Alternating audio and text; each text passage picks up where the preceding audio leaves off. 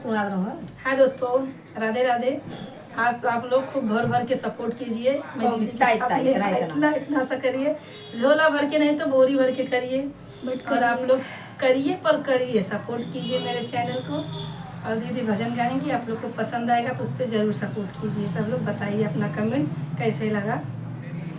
तू कैसे रहबू हो गौरा जोगिया के संगवा, तू कैसे रहबू हो गौरा जोगिया के संगवा। अपना तरैया टूटही मड़ैया तो हम के रहिए हो, अपना तरैया टूटही मड़ैया तो हम के रखिए हो। सपनवा होई है सपनवा हुई है हो तो हर महला टरिया। तू कैसे रहबू हो गौरा जोगिया के संगवा, तू कैसे रहबू हो गौरा जोगिया के संगवा। अपना लगई है अंग बबुतिया तो हम के लगवई है हो, अपना लगई है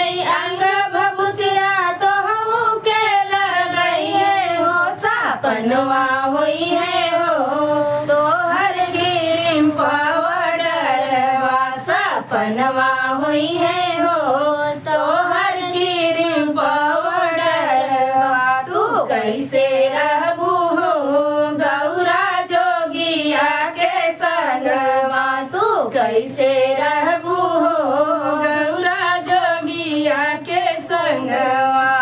अपना त खई है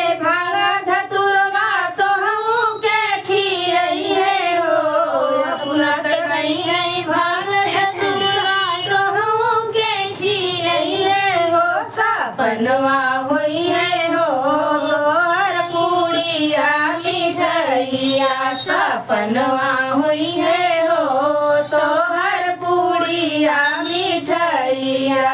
तू कैसे रहबू हो गौरा जोगिया के संगवा, तू कैसे रहबू हो गौरा जोगिया के संगवा। त सोई है अपना त सोई है खुशी जटरिया तो के सोई है हो, अपना त सोई है खुशी जटरिया तो के सोई है हो। सपनवा हुई है हो तो हर माखमल का गद्दा।